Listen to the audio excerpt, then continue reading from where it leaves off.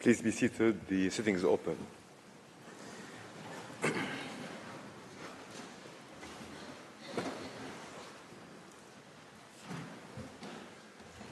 The court meets this morning under Article 74, paragraph 3 of the Rules of Court to hear the second round of oral argument of the Republic of Nicaragua on its request for the indication of provisional measures submitted in the case concerning alleged breaches of certain international obligations in respect of the occupied Palestinian territory, Nicaragua versus Germany. The court does not include upon the bench a judge of Nicaraguan nationality. Nicaragua availed itself of the right under Article 31, paragraph 2 of the statute to choose a judge ad hoc to sit in the case. It chose His Excellency Mr. Aoun Shawkat Al-Khassawi. Article 20 of the statute provides that, and I quote, "Every member of the court shall, before taking up his duties, make a solemn declaration in open court that he will exercise his powers impartially and conscientiously." Pursuant to Article 31, paragraph 6 of the statute, that same provision applies to judges ad hoc. Notwithstanding that Judge Al-Khassawi has been a judge ad hoc and made a solemn declaration in previous cases, Article 8, paragraph 3 of the Rules of Court provide that he must make a further solemn declaration in the present case. Before inviting Judge Al-Khassawi to make his solemn declaration, I shall first, in accordance with custom, say a few words about his career and qualifications. Judge Aoun Al-Khassawi, of Jordanian nationality, is well known to the court, having served as a judge from 2000 to 2011 and as vice president from 2006 to 2009. He also sat as judge ad hoc in the joint cases between Costa Rica and Nicaragua concerning maritime delimitation in the Caribbean Sea and the Pacific Ocean and land boundary in the northern part of Isla Portillo. Judge Al-Khassawi read history and law at Cambridge University and completed postgraduate studies in international law at the same university. He then pursued a distinguished career in the diplomatic service of his country, the Hashemite Kingdom of Jordan, including serving as the head of the legal department at the Ministry of Foreign Affairs, as ambassador, as advisor to the late King Hussein of Jordan, and advisor on international law with the rank of cabinet minister, and as chief of the royal court. He is well acquainted with the United Nations, having served as the representative of Jordan in the 6th Committee of the General Assembly for 2 decades, and as Jordan's alternate representative on the Security Council from 1981 to 1982. He was a member of the United Nations Subcommission on the Prevention of Discrimination and Protection of Minorities from 1984 to 1993. He was also a member of the International Law Commission from 1986 to 1999. He currently serves as a member of the Secretary General's High Panel on Access to Medicines. Judge Al-Khassawi has been chosen as arbitrator in several state-to-state and investor-state arbitration cases. He has also represented his country at numerous conferences and committees in the field of the progressive development of international law. After his departure from the court in 2011, Judge Al-Khassawi became Prime Minister of his country, a position he occupied until April 2012. He is an honorary fellow of Queen's College, Cambridge, and has lectured at prestigious universities around the world. He is currently a member as academic expert of Doughty Street Chambers in London. I shall now invite Judge Al-Khassawi to make his solemn declaration prescribed by the statute, and I request all those present to rise. Mr. Khassawi.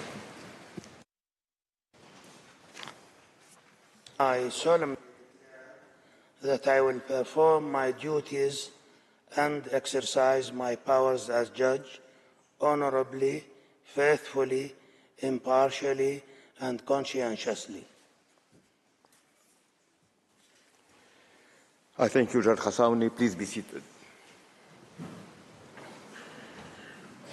I take note of the solemn declaration made by Judge Khassaouni and declare him duly installed as Judge ad hoc in the present case. I shall now recall the principal steps of the procedure in the present case. On March 1, 2024, the Republic of Nicaragua filed in the Registry of the Court an application instituting proceedings against the Federal Republic of Germany for alleged violations by the latter of its obligations deriving from the Convention on the Prevention and Punishment of the Crime of Genocide, to which I shall refer as the Genocide Convention, from the Geneva Conventions of 1949 and their additional protocols, as well as, and I quote, intransgressible principles of international humanitarian law and other norms of general international law in relation to the occupied Palestinian territory, particularly the Gaza Strip. In particular, Nicaragua argues that by providing political, financial, and military support to Israel and by defunding the United Nations Relief and Works Agency for Palestine Refugees in the Near East, UNRWA, I quote, Germany is facilitating the commission of genocide and in any case has failed in its obligations to do everything possible to prevent the commission of genocide, end of quote. To found the jurisdiction of the court, the applicant invokes the declarations by which both states accept the compulsory jurisdiction of the court and the compromissory clause contained in Article 9 of the Genocide Convention. The application also contained a request for the indication of provisional measures pursuant to Article 41 of the Statute of the Court and Articles 73, 74, and 75 of the Rules of Court. Nicaragua requests the Court to indicate provisional measures as a matter of extreme urgency, pending the Court's determination on the merits of the case with respect to Germany's alleged, and I quote, participation in the ongoing plausible genocide and serious breaches of international humanitarian law and other peremptory norms of general international law occurring in the Gaza Strip, end of quote. The Registrar will now read out the passage from the request specifying the provisional measures which the government of Nicaragua is asking the Court to indicate. You have the floor, Mr. Registrar. Thank you, Mr. President. I quote, 1. Germany shall immediately suspend its aid to Israel, in particular its military assistance, including military equipment, insofar as this aid may be used in the violation of the Genocide Convention, international humanitarian law, or other peremptory norms of general international law, such as the Palestinian people's right to self-determination and to not be subject to a regime of apartheid. 2. Germany must immediately make every effort to ensure that weapons already delivered to Israel are not used to commit genocide, contribute to acts of genocide, or are used in such a way as to violate international humanitarian law. 3. Germany must immediately do everything possible to comply with its obligations under humanitarian law. 4. Germany must reverse its decision to suspend the funding of UNRWA as part of the compliance of its obligations to prevent genocide and acts of genocide and the violation of the humanitarian rights of the Palestinian people, which also includes the obligation to do everything possible to ensure that humanitarian aid reaches the Palestinian people, more particularly in Gaza. 5. Germany must cooperate to bring to an end the serious breaches of peremptory norms of international law by ceasing its support, including its supply of military equipment to Israel that may be used to commit serious crimes of international law, and that it continue the support of the UNRWA on which this organization has counted and based its activities. End of quote. Je remercie. I thank the registrar. Immediately after the application and the request for the indication of provisional measures were filed, the registrar transmitted an original copy thereof to the government of Germany. He also notified the Secretary General of the United Nations. According to Article 74, Paragraph 1 of the Rules of Court, a request for the indication of provisional measures shall have priority over all other cases. Paragraph 2 of the same article states that the court shall proceed to a decision on the request as a matter of urgency. This imperative must be, however, balanced with the need to fix the date of the oral proceedings in such a way as to afford the parties an opportunity of being represented at the hearings. The court had decided that these oral proceedings would be open on 8 April 2024. I would now like to welcome the delegations of the parties. I note the presence of the agents and Council of Nicaragua and Germany. This morning, the court will hear the single round of oral argument of Nicaragua, which has submitted the request for the indication of provisional measures. It will hear the single round of oral argument of Germany tomorrow, Tuesday, 9 April 2024, at 10 a.m. Both parties have a maximum allotted time of 2 hours each for their respective oral presentation.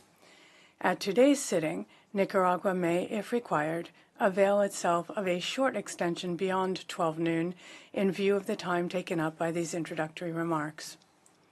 Before giving the floor to the agent of Nicaragua, I wish to draw the attention of the parties to Practice Direction 11, which states as follows, and I quote, "In the oral pleadings on requests for the indication of provisional measures, parties should limit themselves to what is relevant to the criteria for the indication of provisional measures as stipulated in the statute, rules, and jurisprudence of the court. They should not enter into the merits of the case beyond what is strictly necessary for that purpose." End of quote. The floor to the agent of Nicaragua, His Excellency, Mr. Carlos Arguello Gomez. You have the floor, sir.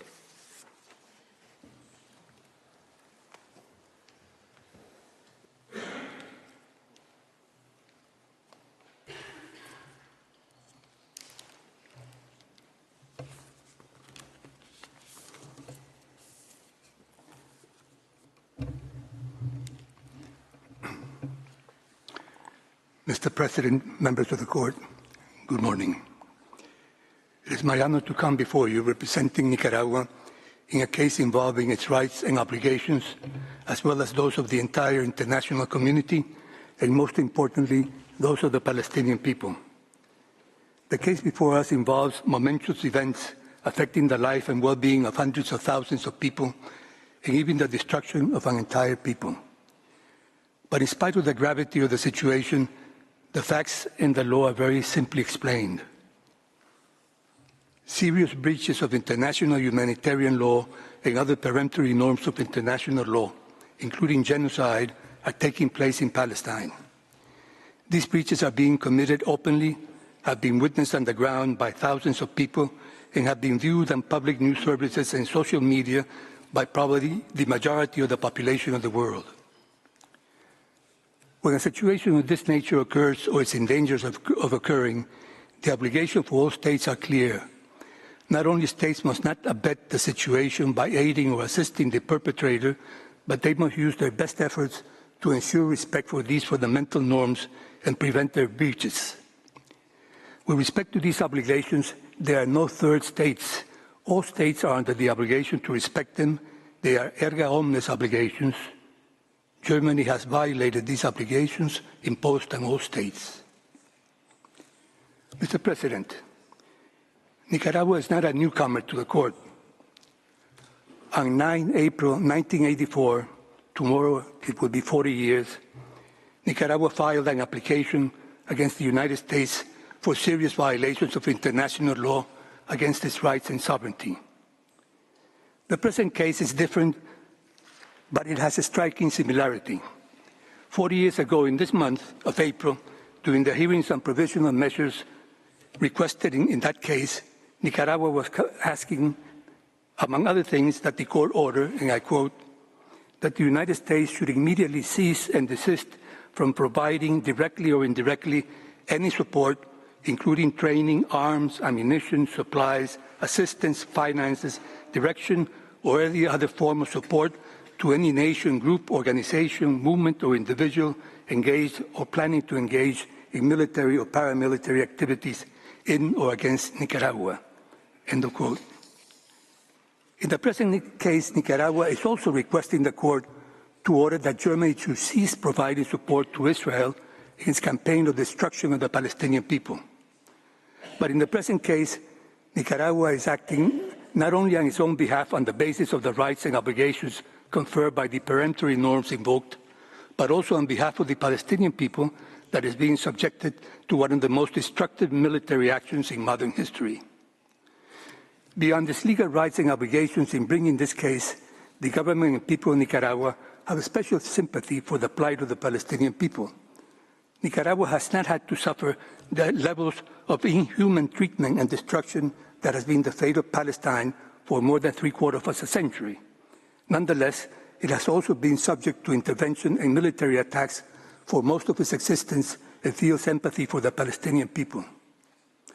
On the subject of empathy and sympathy, it is of note that Germany emphasizes that its assistance to Israel is a raison d'etat because of the historical treatment of the Jewish people during the Nazi regime. That is an understandable and laudable policy if it were addressed to the Jewish people. The Israeli state, in particular its present government, should not be confused and equated with the Jewish people. The real friends of the Jewish people should emphasize the difference. The Jewish victims in the concentration camps during the Second World War would feel sympathy and empathize with the more than 30,000 civilians, including 25,000 mothers and children massacred so far in Palestine, and the 20,000 children orphaned, and 2 mothers being killed every hour. States like Germany that sympathize with what the state of Israel was meant to represent when it was created should be doing their best to put a stop to what is happening and not continue backing Israel in practice.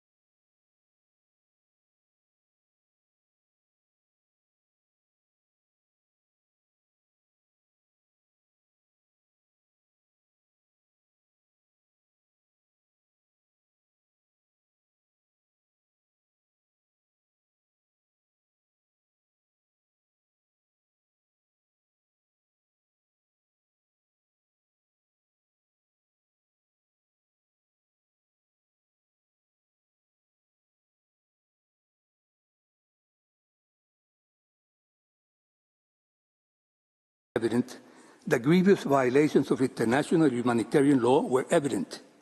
In practice, it was not even necessary to await these declarations in order to realize that, for example, dropping bombs of 1 ton in densely inhabited areas was a completely unjustifiable violation of the most basic humanitarian laws that had been recognized as such for many years, centuries in reality. If those statements just mentioned were not enough information to trigger the obligatory response by Germany, in your folders is a non-exhaustive list dating from 9 October until last Friday, 5 April, of 32 statements from hundreds of the most respected authorities, organizations, experts, legal scholars, and practitioners on questions of international humanitarian law, calling out that Israel was breaching or plausibly breaching the Genocide Convention and that it was breaching the most important norms of international humanitarian law. This ever-growing list includes the recent open letter of more than 600 legal experts, including 3 Supreme Court justices, calling the United Kingdom government to end weapons sales to Israel, as well as the resolution with a similar but universal call from the Human Rights Council of the 4th April, not surprisingly, with Germany's negative vote. With all this undeniable knowledge of the situation, Germany's reaction was to increase its military assistance to Israel. Its complete support of Israel, even at the political level, was manifest when South Africa filed its application against Israel on 29 December 2023. The prompt reaction of Germany was to announce that they would intervene in favor of Israel. But apart from all these public statements and warnings of what was happening, the court, in its order of 26 January, considered that genocide was plausibly being committed against the Palestinian people. From that moment on, paraphrasing one of your members, the alarm was sounded and the indications of genocide activities were flashing red. With the alarm sounded, in fact, it was a final alarm, resounding amid a horizon of alarms from all quarters. There should have been no further possibility of ignoring the situation. And yet Germany continued and still continues to this day to supply weapons and military assistance in general to Israel. The norms of the Genocide Convention, which are part of customary international law, impose the obligation on third states to undertake to prevent genocide. This obligation arises from the moment that that state becomes aware that genocide might be committed. And there can be no question that Germany, as is evident from the preceding comments, was well aware and is well aware of at least the serious risk of genocide being committed, most certainly after your order of 26 January. The consequences of the violation of this obligation will be further addressed by Professor Pelé. In the present case, in addition to the obligations under the Genocide Convention, we are also invoking violations to other peremptory norms of public international law, particularly the norms of international humanitarian law of the Geneva Conventions, which are also norms of customary international law. Many of the violations of these norms are also part of the constitutive elements of the crime of genocide. For this reason, even if genocide were found to not have been committed, which Nicaragua does not accept, these violations of international humanitarian law stand alone and involve obligations for third states.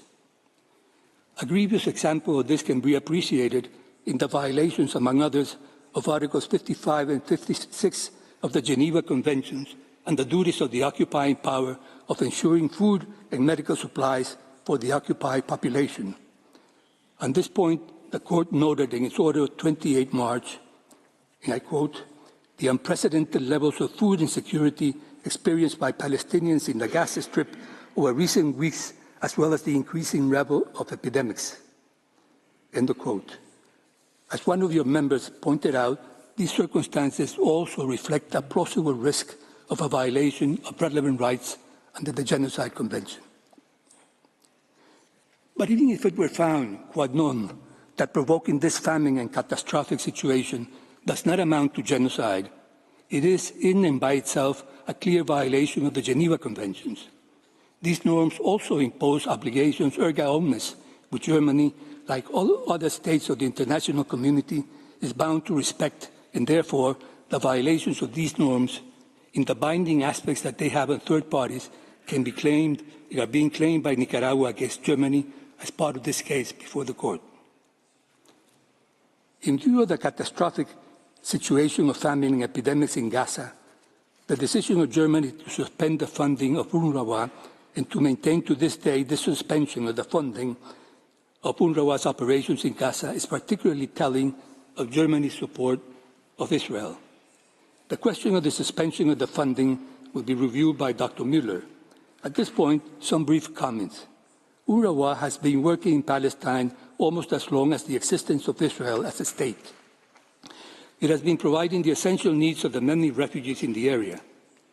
During this military campaign of Israel in Gaza, nearly 200 humanitarian workers, the majority of whom were part of the staff of UNRWA, have been killed.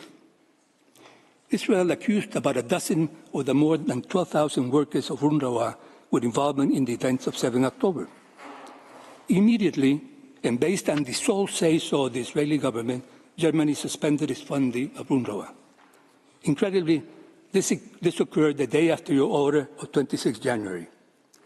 What is striking in respect to this reaction of Germany is that on the say-so of Israel, they suspended assistance to UNRWA, but they have ignored the statements and the accusations of the most important world authorities that genocide and other violations of international humanitarian law were being perpetrated by Israel in Palestine, and continued their full assistance, including military assistance, to Israel.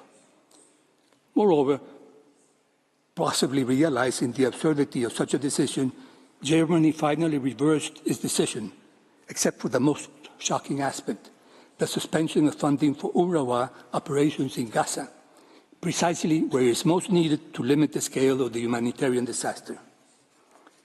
Mr. President,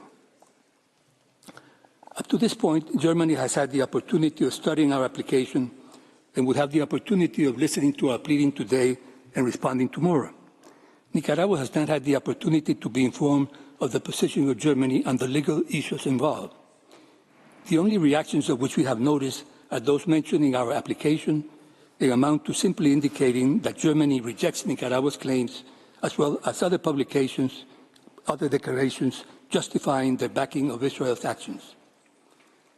From the public statements made by Germany, we could note two alleged justifications for their continued support of Israel: that Israel is not violating the Genocide Convention and that it has a right to defend itself. With respect to the first point, we already pointed out the full knowledge of Germany had and has of what is happening in Palestine and the legal consequences of this knowledge, not only of the plausible violations of the Genocide Convention, but also of the norms of international humanitarian law.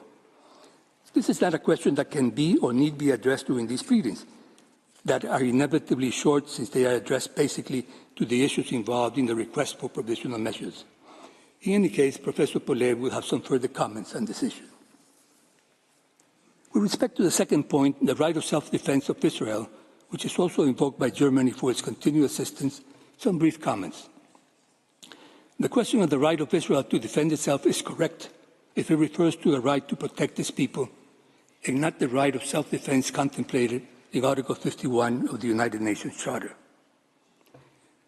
But in the exercise of the right to protect its citizens, Israel, as occupying power, has assumed the duty to, and I quote from the regulations concerning the laws and customs of war and land, I quote, take all the measures in its power to restore and ensure as far as possible public order and safety while respecting, unless absolutely prevented, the laws in force in the country, end of quote.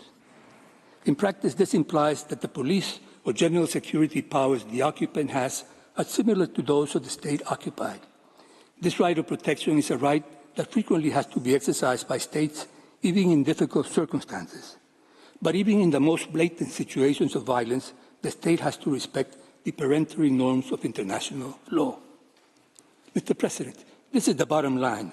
On whatever basis or definition a so-called right of self-defense is invoked, it can never serve to justify violations of the norms of the Genocide Convention or other norms of international humanitarian law. Surprisingly, Germany seems not to be able to differentiate between self-defense and genocide. Furthermore, Germany cannot invoke that Israel is in some state of necessity of its assistance for its defense and survival. In spite of its size and population, Israel is in the top 10% of the most militarily powerful countries in the world. Its per capita expense is more than 4 times larger than that of Germany. It is even higher than that of the United States. Its total yearly military expenditure, going back many years, is higher than that of its neighbors, Iran and Egypt, that have a population more than 10 times larger and immense territories in comparison with Israel. Mr. President, 2 considerations can also be briefly added on the question of the attacks that occurred on 7 October, which to our knowledge have not been taken into account by Germany. Firstly, the Palestinian people have the right to self-determination. That means that they have the right to take up arms against alien occupation and against racist regimes in the exercise of their right of self-determination, as enshrined in the Charter of the United Nations and the Declaration of Principles of International Law concerning friendly relations and cooperation among states in accordance with the Charter. This right must be exercised in line with the norms of international law as integrated in Article 1, Paragraph 4 of the 1977 General Protocol No. 1. Any violations of these norms that occurred on 7 October are not justified by the right of self-determination, but do not terminate this right of the Palestinian people, and even less the right to exist as a people. The second consideration that is sidelined is that the events on 7 October did not occur in a void, on the spur of the moment, without any provocation. This was pointed out a few days after the events of October 7 by the Secretary General of the United Nations speaking before the Security Council. He stated, and I quote, "It is important to also recognize the attack by Hamas did not happen in a vacuum. The Palestinian people have been subjected to 56 years of suffocating occupation." End of quote. If it were necessary to confirm the truth of the statement of the Secretary General, it is not necessary to make an interminable list of the suffering of the Palestinian people since the Nakba in 1948.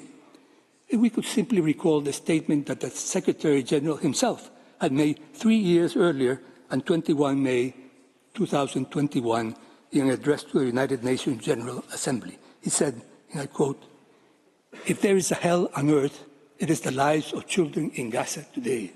End of quote. Today was 3 years ago, before 7 October. Mr. President, members of the Court, if the actions of Israel continue unrestrained as they have since its birth as a state, and they continue to receive the indiscriminate support of states like Germany, then a new generation of Palestinians will rise up again in the near future, and we will hear a future Secretary General commenting, "This did not happen in a vacuum." The case before the Court is an opportunity to break this vicious cycle. Without support of states like Germany, Israel will not feel it can act with total impunity. Nicaragua is hopeful that states, particularly with the history of Germany, will heed the decisions of this Court. Thank you, Mr. President, members of the Court. With this, I end my presentation. And may I please ask you, Mr. President, to give the floor to Dr. Daniel Mueller. Thank you. I thank the agent of Nicaragua for his statement. I now invite Mr. Daniel Miller to take the floor. You have the floor, sir.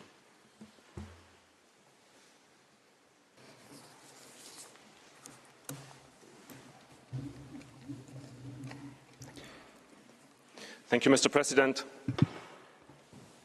Mr. President, members of the Court, my task this morning is to set out some of the facts underlying the dispute between Nicaragua and the Federal Republic brought before the Court. I shall, of course, concentrate on those facts that are relevant for the request for provisional measures. Nicaragua has already explained the factual background in its application. Unfortunately, since then, the situation has evolved further, and in light of that, provisional measures are becoming increasingly more urgent and necessary. Mr. President, members of the Court, you are already acquainted with the devastating situation in Gaza and the imminent risk to which the Palestinian people, children, women and men in Gaza, but also in other parts of the occupied Palestinian territory, is currently exposed. 10 days ago, you qualified the living conditions imposed on Palestinians as catastrophic and the most recent developments in Gaza as exceptionally grave. The Court knows and has acknowledged that there was an imminent risk of irreparable harm to the rights of the Palestinians in Gaza to be protected from acts of genocide and related prohibited acts identified in Article 3 of the Genocide Convention. And you concluded twice that the situation was such as to justify provisional measures aimed at protecting the right of the Palestinian people in Gaza as a people. In fact, measures aimed at ensuring their sheer existence and survival as a group. You also considered that the catastrophic humanitarian situation in the Gaza Strip is at serious risk of deteriorating. Since the end of January, the situation has indeed worsened and deteriorated. Already on 16th of February, the Court endorsed the grave concerns expressed by the United Nations Secretary General before the General Assembly and noted that, and I quote, "The most recent developments in the Gaza Strip and in Rafah in particular would exponentially increase what is already a humanitarian nightmare with untold regional consequences. Yet, what was then a desperate call for reason, action and change has turned into blatant and brutal reality. The situation has increased the nightmare. The nightmare is increasing every single day. The Republic of Nicaragua draws your attention to the escalation of the situation in Gaza in its application and its request for provisional measures, and again in the letter of its agent dated 7th of March. The Republic of South Africa reiterated it again in its request of 6 March. In your order of 28 March, you also acknowledged that the catastrophic humanitarian situation in the Gaza Strip has deteriorated even further. Mr. President, members of the Court, this is still the reality in Gaza. Only 2 weeks ago, the United Nations Secretary General, visiting Egypt and the border with Gaza, made the horrifying comment that, and I quote, "Looking at Gaza, it almost appears that the 4 horsemen of war, famine, conquest and death are galloping across it." And he continued, "Nothing justifies the abhorrent October 7 Hamas attacks and hostage-taking in Israel, but nothing justifies the collective punishment of the Palestinian people." End of quote. The world is aware of all of that, and the world cannot turn its eyes away. The risk, if this term is still appropriate, of irreparable harm to the rights of the Palestinian people in Gaza to be protected from acts of genocide and to live in dignity is very real indeed, imminent and grave. As recently as last Friday, the UNOCHA director reported to the Security Council on the unconscionable brutality of the conflict and confirmed again the tragic reality that there is no protection of civilians in Gaza. While the world is witnessing the destruction of Gaza and its life, the situation in the remainder of the occupied Palestinian territory has been deteriorating too. Last February, the Minister of Foreign Affairs of Palestine described at this bar the suffering of the Palestinian people throughout the occupied Palestinian territory, subjected to the colonization of their territory, to the racist violence that enables it, to the denying of their fundamental rights, to the most inhuman segregation and apartheid, to the negation of their very existence. Day by day, raids, airstrikes, violence against and illegal detention of Palestinians in the West Bank are intensifying. Members of the Court, the Federal Republic was and is aware of the situation and in any event could not have ignored it. Despite the very many warnings, alarming reports and messages of the United Nations Secretary General, United Nations Special Rapporteurs, the International Red Cross, and even the European Union's High Representative, Germany continues to assure and implement full support to Israel for its war against Gaza and its population. Addressing the Bundestag on 12th of October 2023, the German Chancellor stated, and I quote, "At this moment, there is only one place for Germany, the place at the side of Israel. That is what we mean when we say that Israel's security is a German raison d'etat. Our own history, our responsibility arising from the Holocaust, makes it our perpetual duty to stand up for the existence and security of the State of Israel. This responsibility guides us." The Minister for Foreign Affairs said the day before, and I quote her, "Israel's security is a German raison d'etat. With this understanding, I have offered Israel all our support in every area." This was also confirmed by the spokespersons of the federal government and the Federal Foreign Office, who both underlined that solidarity with Israel is paramount. Germany's support to Israel in every area, and in particular in the form of supplying weapons of war, was immediate. On 12th of October 2023, the Federal Minister for Defense confirmed in Brussels that Germany had allowed Israel's air forces to use 2 Heron military drones for what he called Israel's defense battle. The widespread and indiscriminate destruction caused by unmanned aerial vehicles like these drones to civilians, to civilian infrastructure, to houses and homes, and to humanitarian aid workers had been widely reported. In early November, a representative of the Federal Ministry of Economy and Climate Protection confirmed that, due to the situation, the German government processed and decided on applications for the export of military equipment to Israel as a matter of priority. The German government had authorized for the year 2023 exports of military equipment and war weapons in the amount of more than 326 million euros. Although Germany was even before October 23 Israel's second most important supplier of military equipment, this figure shows that export licenses granted by the Federal Republic are more than 10 times as important as for the year 2022. Most of these licenses were granted in the second half of 2023, after the invasion of Gaza by Israel and the start of its war in the territory and against its population. Indeed, according to the official figures of the German government, until 30 June 2023, only licenses in the volume of 38 million euros had been granted.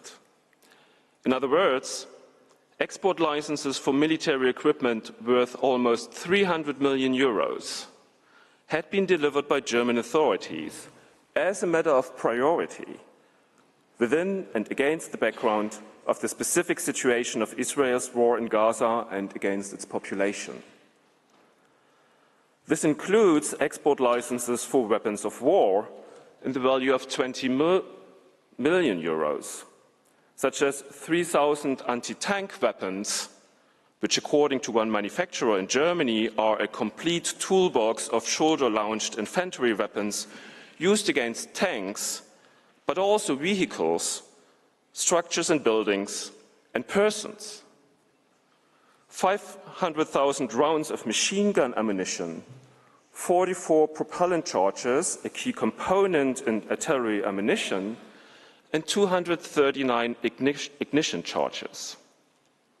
These are weapons built to and aimed at destroying and killing.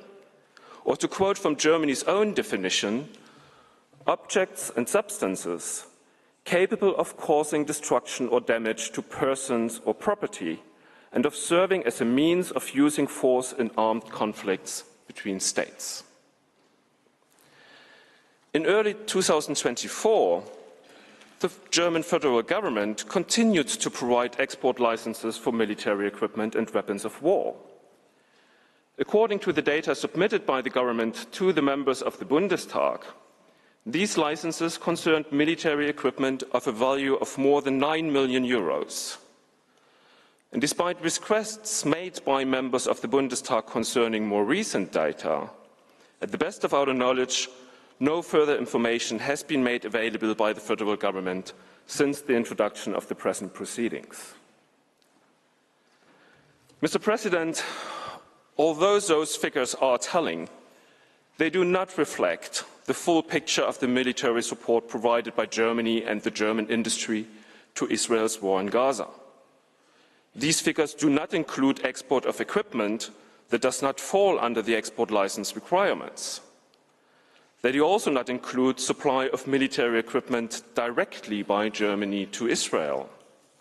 And the German news magazine Der Spiegel revealed information about plans of the German government to deliver tank ammunition from the stocks of the German armed forces. Moreover, due to the very dense and intense cooperation between Germany and Israel, also in terms of military equipment and exports, a great part of the military machinery and equipment of Israel is, at least partially, from Germany and depends on supplies, motors, engines, and spare parts from Germany too.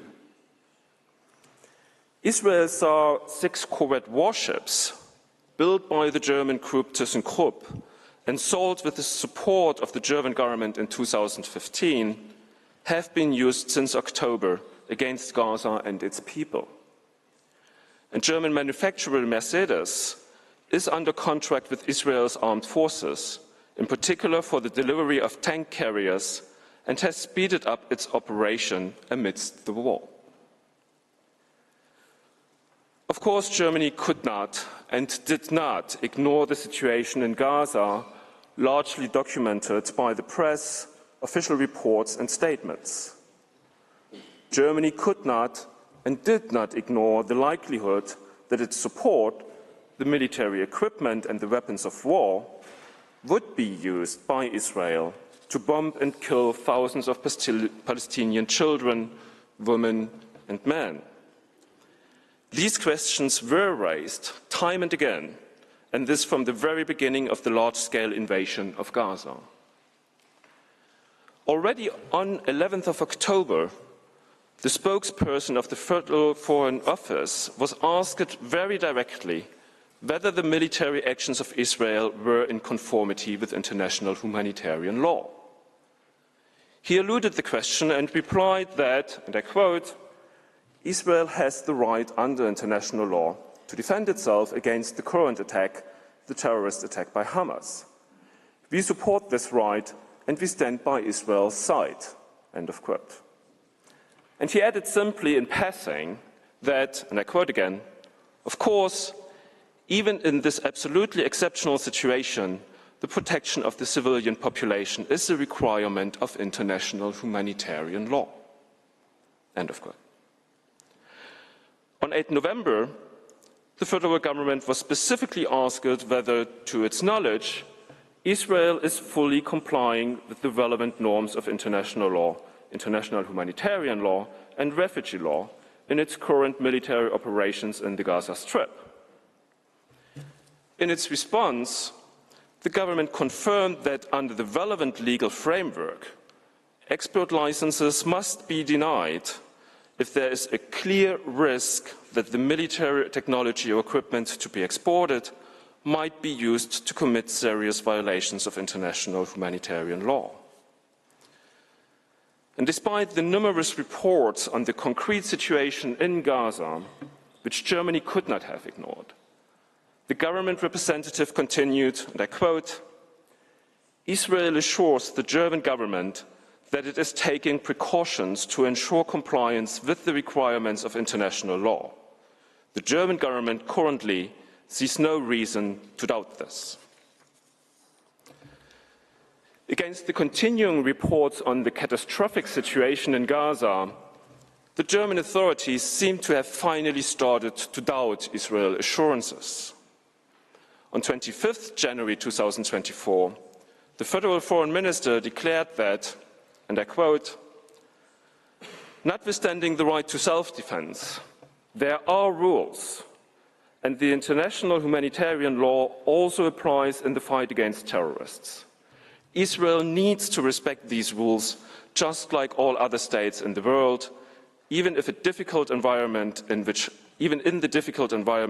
Hamas is breaking them all and using people as human shields." However, irrespective of these assertions, and indeed the very clear risk that grave violations of humanitarian law and international law are committed in Gaza, recognized by your court, Germany has not suspended its military support.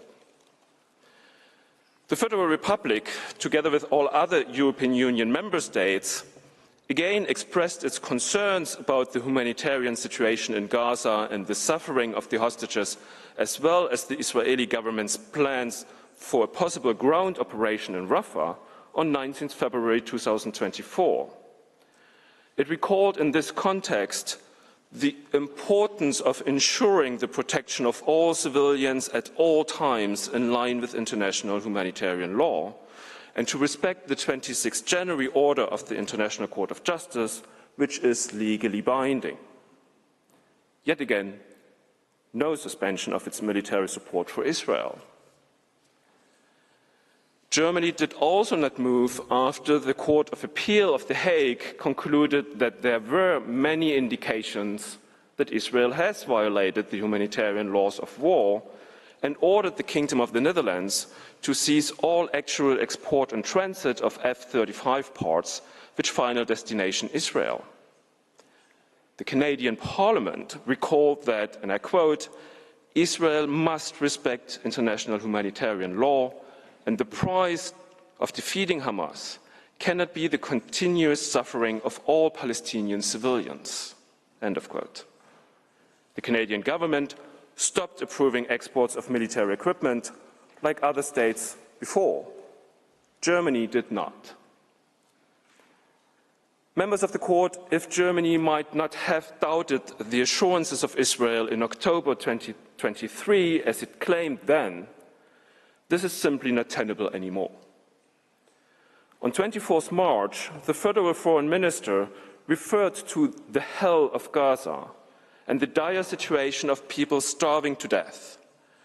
She also underlined that military action has its limits in international humanitarian law.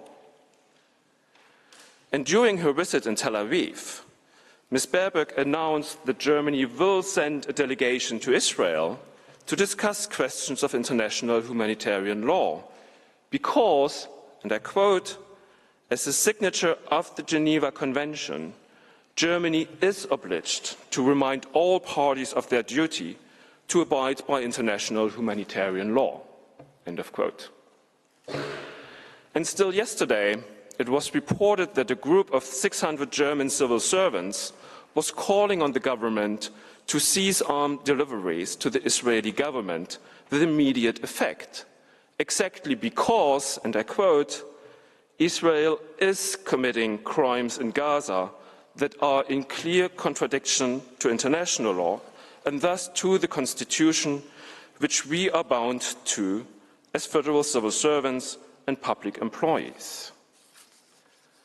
Nevertheless, Germany still has not taken the decision to suspend its military support and the export of military equipment to Israel. Rather, in a recent response to a series of questions asked by members of the Bundestag, the government reiterated its position that export licenses will be considered on a case-by-case basis and in light of specific circumstances. Members of the court, to put it simple, highest German officials have recognized that the situation in Gaza raises doubts about the respect of elementary rules of international law, and that these questions need to be addressed. Yet, while we speak, the export of German weapons and military equipment to Israel, likely to be used for committing these grave violations of international law, is continuing. The German government has also not made any declaration concerning the stop of its military support to Israel after the United Nations Security Council demanded an immediate ceasefire. Contrary to the Canadian or the Dutch governments, it has not decided to stop nor suspend its supplies of arms to the Israeli government, nor has it resumed its funding of UNRWA's humanitarian operations in Gaza. The fact that Germany is engaged in facilitating or improving humanitarian aid in Gaza and for its suffering people does not change the picture. It is indeed a pathetic excuse to the Palestinian children, women and men in Gaza to provide humanitarian aid, including through airdrops, on the one hand, and to furnish the weapons and military equipment that are used to kill and annihilate them and to kill also humanitarian aid workers, as most recently evidenced by the missile attack against vehicles and workers of World Central Kitchen, on the other hand. Humanitarian aid in itself cannot keep the hope for peace alive, as demanded by Ms. Baerbock, in particular if the safety of those delivering this aid is not guaranteed and their work hampered. To take the words of the European Union High Representative Josep Borrell, and I quote, "If you believe that too many people are being killed, maybe you should provide less arms in order to prevent so many people from being killed. It is a little bit contradictory to continue saying that there are too many people being killed. Too many people being killed, please take care of people. Please do not kill so many. Stop saying please and do something." End of quote. Yet Germany continues to say please without doing what it is supposed to do. In fact, required under international law to do, stopping its support, in particular its military support, and ensuring compliance by Israel with international humanitarian law. Mr. President, this brings me to the last point I want to quickly touch upon. Germany did not only not do something about its military supply and aid, it also decided to suspend its contribution to UNRWA that is supposed to take care of people in Gaza. There is no question that Germany fully appreciates the importance of UNRWA for the Palestinian people in Gaza and elsewhere in the occupied Palestinian territory. Before 7th of October 2023, Germany was by far one of the most important donors to the agency, its second most important contributor. After having suspended its development aid to the occupied Palestinian territory in October 23, the Federal Ministry for Economic Cooperation and Development released funds initially earmarked for UNRWA's operation in Gaza on 7th of October 2023. The Federal Minister recognized then that, and I quote, "UNRWA is the most important partner for providing assistance to the people in the Gaza Strip." End of quote. On 13th December 2023, the German authorities confirmed that the review of allegations of misuse was completed and that the safeguards are robust and that no indications of the misuse of funding have been found. They further explained and recognized the central role of UNRWA for the Palestinian people in Gaza, and I quote, "The first focus of the review was activities that ensure the provision of basic services for the people, especially for particular vulnerable groups. This is why the projects run by the UNRWA, which provide life-saving services, were first reviewed and approved, followed by projects under Germany's transitional development assistance, which are making a direct contribution towards services for civilians in the current crisis." End of quote. The central and vital role of the Agency for the Palestinian People and its sheer existence, fully recognized and endorsed by the Federal Republic, had also been recalled by the United Nations Secretary General. UNRWA was and remains the backbone of the humanitarian distribution in Gaza. No other organization has a meaningful presence inside Gaza, and there is no other organization that would be able now to replace UNRWA. This remains the case today, as recently recalled on last Friday in the Security Council and in the Human Rights Council. Nevertheless, and in full knowledge of the consequences, Germany suspended its funding of UNRWA's operation in January 2024 amidst still unsupported accusations against the agency, and this despite immediate action taken by UNRWA to address these accusations and Germany's previous own assessment of the robustness of the control mechanisms. The suspension of funding deprived the agency of $450 million, with no capacity to absorb this financial shock, in particular in the pressing situation of war raging in Gaza. UNRWA's Commissioner General urged, and I quote, countries who have suspended their funding to reconsider their decisions before UNRWA is forced to suspend its humanitarian response. The life of people in Gaza depend on this support, and so does regional stability. End of quote.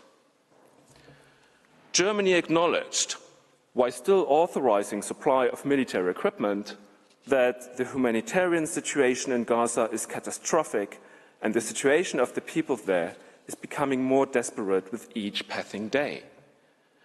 Yet it has not, to this day, resumed the funding of the operations of UNRWA in Gaza, which were needed more than ever.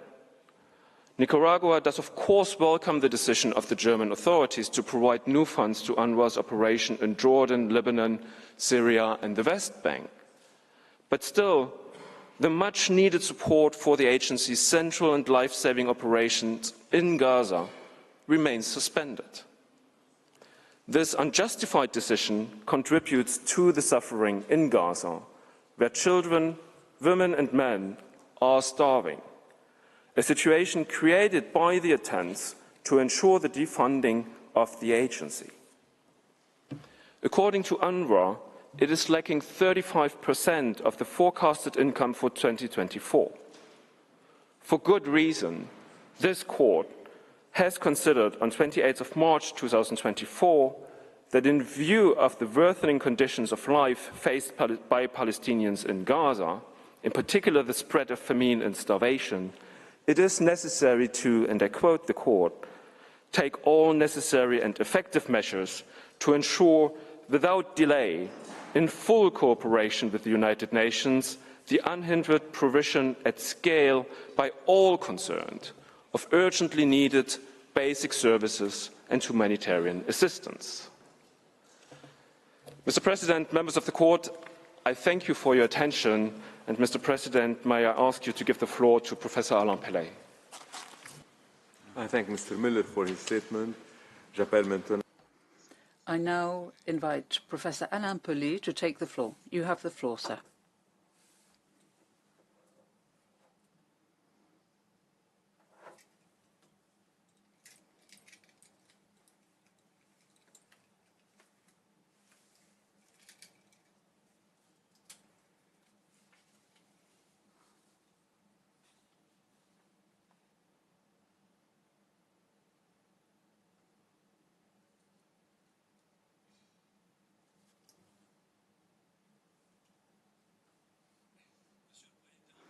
Mr. President, members of the court, Germany is not legally responsible for the inferno that has engulfed Gaza, or rather, it is only responsible through its own breaches of its own international obligations linked to this horrific situation. And it is responsible to the extent that these breaches have made possible or facilitated the grave violations of general international legal norms directed at the Palestinian people, not only within the Gaza Strip, but also in the occupied territories and in Israel itself. It is this that justifies both Nicaragua's application addressed at Germany and also the request for provisional measures which are the reason for the hearing today. I don't think I need to dwell on the question of Nicaragua's jus standi, as you recalled so well in your order of the 26th of January of this year in referring to the Gambia versus Myanmar case, and I quote, all the states parties to the convention, to the Genocide Convention, have a common interest to ensure the prevention, suppression, and punishment of genocide. These are obligations that are erga omnes partis, and each state party has an interest in compliance with them, including through the institution of proceedings before the court. Mutatis mutandis, the same applies in this case. Germany and Nicaragua are parties to the Genocide Convention, under which they both have obligations and rights that they are entitled to invoke before you. However, and our agent stressed this, Nicaragua's requests are not limited to breaches of the 1948 Convention. They also concern breaches by Germany of its own obligations under the 4 Geneva Conventions of 1949, including the 4th one, concerning the protection of civilian persons in time of war, and the 1966 protocols. And our application also refers to other breaches on the part of Germany concerning other relevant treaties that preserve and protect human rights or concern humanitarian international law. All of these conventions set out obligations that are erga omnes partes. Every state party has a legal interest to ensure compliance therewith, including through proceedings brought before this court. As you underlined in your opinion on the wall, and I quote, all the states parties to the Geneva Convention relative to the protection of civilian persons in time of war of the 12th of August 1949 are under an obligation while respecting the United Nations Charter and international law to ensure compliance by Israel with international humanitarian law as embodied in that convention. End of quotation. Furthermore, as a member of the international community of states, Nicaragua asks the court to find that Germany has seriously violated its obligations under the peremptory norms of general international law in these same areas and sanction it for such breaches, whether we're talking about breaches of prevention and punishment of crimes of genocide or apartheid, breaches of fundamental principles in the area of human rights or humanitarian law, or the right to seek reparations in the interests of the Palestinian people. Here again, the court's findings in Gambia versus Myanmar, recalled in your order of the 26th of January, should fully apply. As you indicated in your advisory opinion on the legality of the threat or use of nuclear weapons, so as I was saying, legality of the threat or use of nuclear weapons, and recalled in that on the wall, and I quote, a great many rules of humanitarian law applicable in armed conflict are so fundamental to the respect of the human person and elementary considerations of humanity that they are to be observed by all states, whether or not they have ratified the conventions that contain them, because they constitute intransgressible principles of international customary law. In the court's view, these rules incorporate obligations which are essentially of an erga omnes character. End of quotation. I note that, in any case, at this stage, it is for you solely to decide on your prima facie jurisdiction, without there being any need for you to definitively state, and I quote, to satisfy yourself in a definitive manner that you have jurisdiction as regards the merits of the case. So, members of the court, today you are not being invited to exercise your jurisdiction on the merits. At this stage, it is for you just to indicate the urgent measures, and I quote once again, likely to preserve by such measures the rights which you may subsequently adjudge to Nicaragua. The court's jurisprudence is based on a distinction between two different concepts. On the one hand, the existence of the court's jurisdiction, and on the other, the exercise of its jurisdiction where that jurisdiction is established.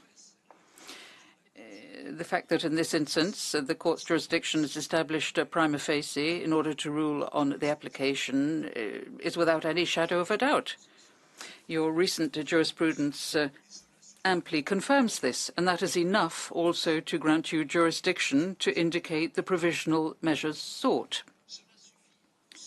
It is also enough to rule out the objection that Germany doubtless will rely on tomorrow based on the monetary gold principle. Even although, par excellence, this is a question that is nothing to do with the existence of jurisdiction, of which there is no doubt, but of the exercise thereof. Even if the dramatic circumstances in the case before you today in no way lend themselves to any doctrinal soul-searching, allow me, Mr. President, to say that I have never understood the value of this so-called principle, even although it was articulated in a case that had quite exceptional features. The court on several occasions has stated that it was attached to it at the expense of intellectual acrobatics that strike me at times as being extreme. If it is just a question of saying that the court's jurisdiction is based on consent, Article 59, together with the possibilities that the statutes offer states when it comes to intervening, whether they are parties or not, is sufficient for the purpose, to my mind. As you have recalled, citing judgment number 11 of the Permanent Court, and I quote, "The object of Article 59 is to prevent legal principles accepted by the court in a particular case from being binding also upon other states or in other disputes. And it is clear from the latter provision that the principles and rules of international law found by the court to be applicable in the relations between Germany and Nicaragua, and the indications given by the court as to their application in practice cannot be relied on by the parties against any other state." End of quotation. But let's say that the monetary gold principles is something other than a short-term judicial invention, and if not superfluous, at least clearly without relevance in this case. And let's take it seriously. There are at least two arguments, members of the court, that should lead you to dismiss it. Firstly, as I just said, at the stage of provisional measures, this question doesn't arise. At this stage, you're not asked to rule on the merits of the legal or factual situation resulting from the violation of the applicable legal principles. What is more, and in any case, it is not enough for the future judgment, and I quote, "the fact that it might affect the legal interests of a state which is not a party to the case, for the principle of monetary gold, if such a principle exists, for it to apply." In the very terms used in the 1954 judgment, this is only the case if the vital issue to be settled concerns the international responsibility of a third state. That was the case in the very peculiar instance in 1954 when Italy expressly requested of the court that it decide that the governments of the respondent states should give to it the share of monetary gold normally assigned to Albania. But that is not true of the case before us today, in which there is no, I repeat, no request that is related to any right of a third state. The court's position in monetary gold cannot be used to prevent the court from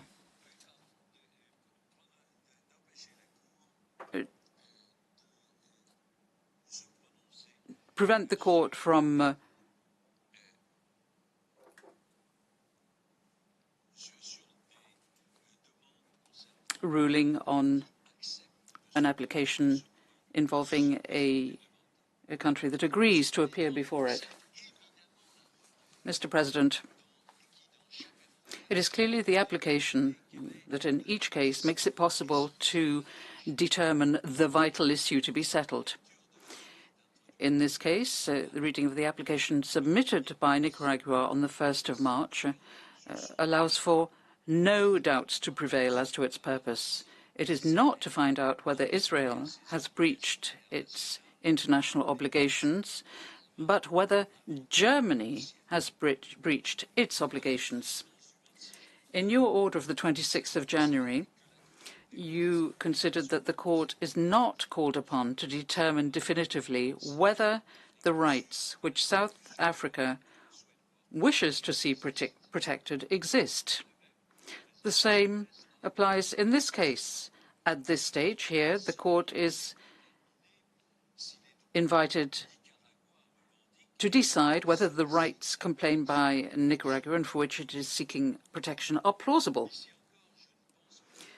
Here again, I think there is no need to waste your precious time, nor to squander the time allotted to us to go into exaggerated detail here. In your wisdom, you are increasingly drastic in limiting the time allowed for the parties to present their pleadings. In the same order, the 26th of January, you stated, and I quote you, that the facts and circumstances mentioned that you noted at the time are sufficient to conclude that at least some of the rights claimed by South Africa and for which it is seeking protection are plausible.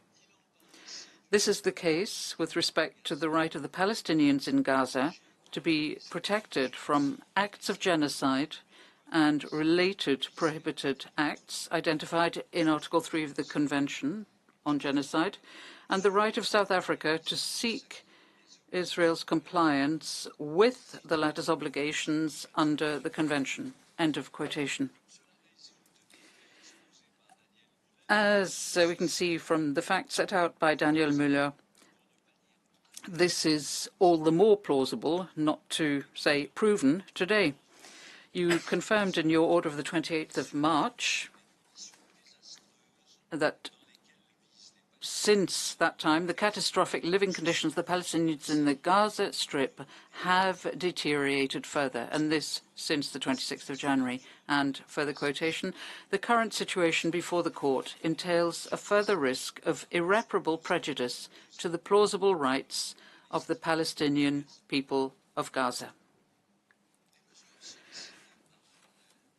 The measures sought by Nicaragua concern protection of its right to see Germany comply with its obligations under the Genocide Convention, and the protection of the concomitant rights of the Palestinian people, which are directly affected by Germany's conduct.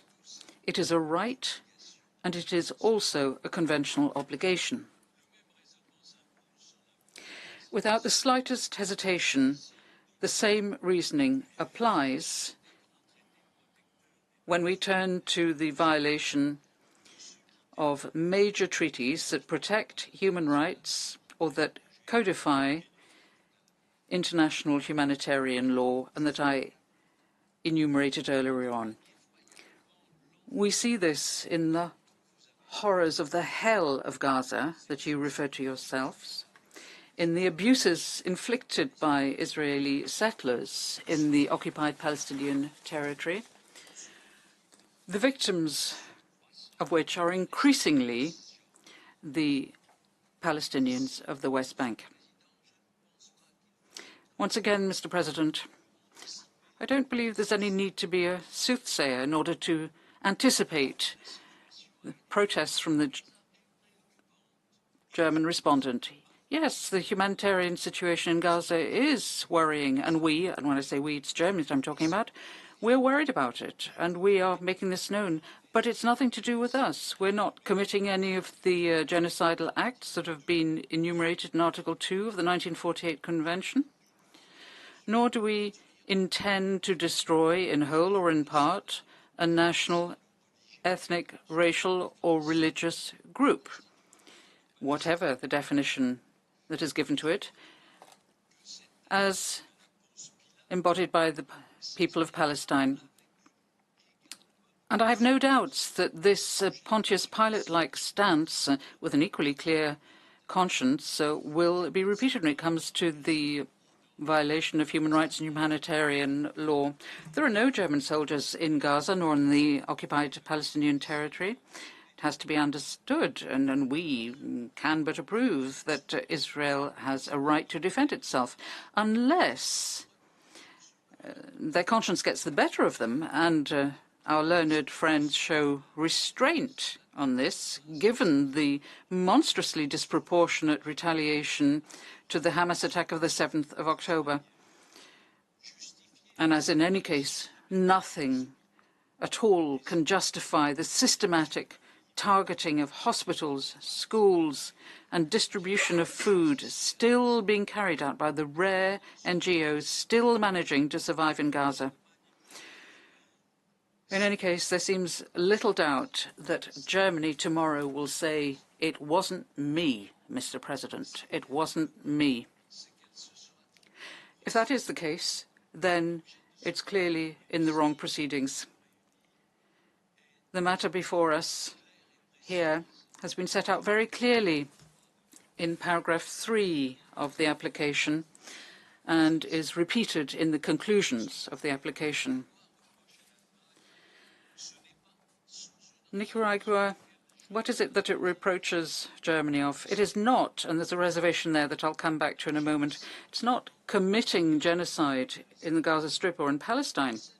It is that it has failed and continues to fail to fulfill its own obligations to prevent genocide being committed and to punish those committing genocide or involved in any of the acts set out in Articles 2 and 3 of the Convention. It is not accusing it of breaching obligations on parties at war, because Germany is not involved in the Israel-Palestinian conflict, nor is it anything to do with obligations specifically concerning occupying powers. Germany is not an occupying power. Nicaragua accuses it of not complying with its own obligations as Germany under international humanitarian law that it must comply with in any circumstances, and that includes its obligation to prosecute, try and punish persons responsible for or accused of serious crimes under international law, whether it is genocide, war crimes or apartheid. Far from doing so, Germany is going ahead with business as usual, or rather, as Daniel Müller explained, business better than usual. Arms sales have not ceased. They have increased significantly. Nor does Nicaragua accuse Germany of pursuing an apartheid policy against the Palestinian people or of denying its right to self-determination. What it accuses it of is providing aid and assistance to the preservation of systematic racial discrimination and the apartheid regime that the Palestinian people is a victim of, and of failing to fulfill its obligation to cooperate in achieving its right to self-determination, and this by providing Israel with assistance, particularly military, that is being used and can be used to prevent the exercise of self-determination.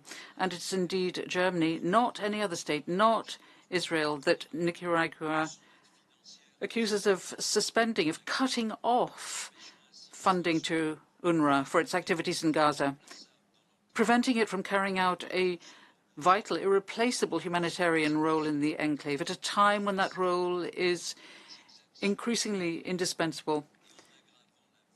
In this way, facilitating Israeli abuses and aggravating famine, the lack of water and medical care, and aggravating further the humanitarian catastrophe. The same can be said of the request to indicate provisional measures, and our agent in a few moments will read out the final version. Within the inherent limits of the court's jurisdiction, they all concern and only concern Germany.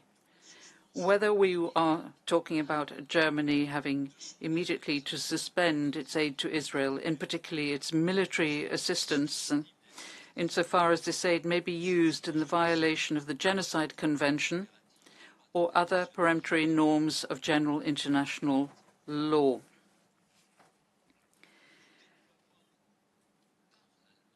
Germany must immediately make every effort to ensure that weapons already delivered to Israel are not used to commit genocide or are used in such a way as to violate international humanitarian law.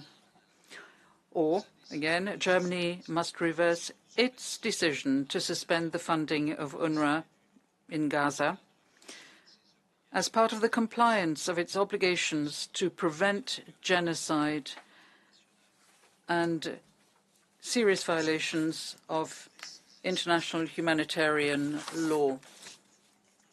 These are specific and precise requirements that concern only Germany and that are all capable of immediately bringing relief to the suffering of the Palestinians and the violations of the most fundamental principles of humanitarian law, and also to mitigate the genocidal pressure of which the Palestinians are victim.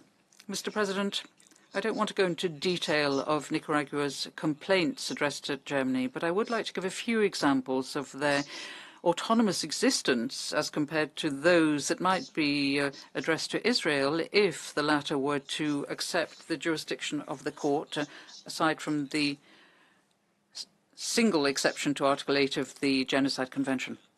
But let's begin with this. I've said that except for one aspect, and it's an important one, Nicaragua is not accusing Germany of committing genocide against the Palestinian people in Gaza or elsewhere.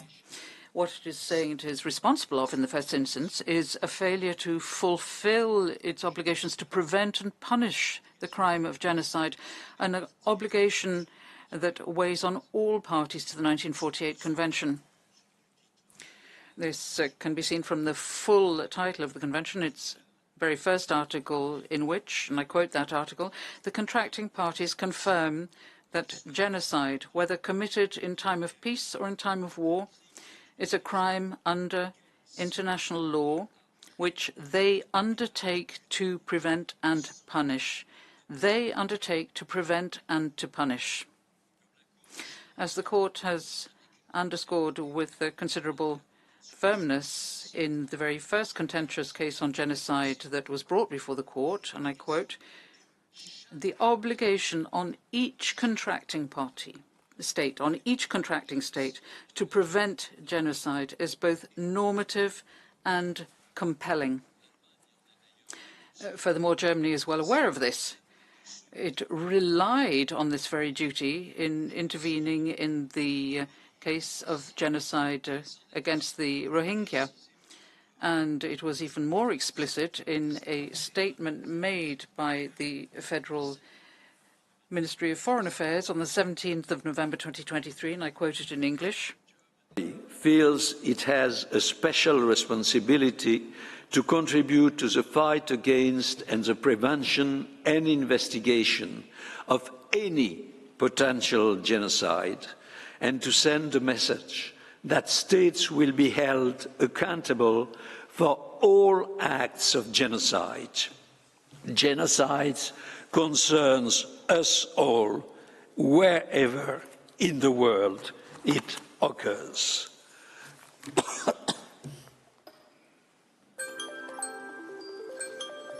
Well, I have never known how to use this.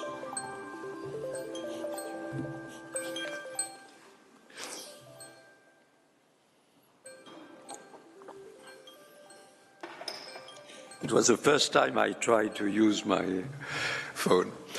It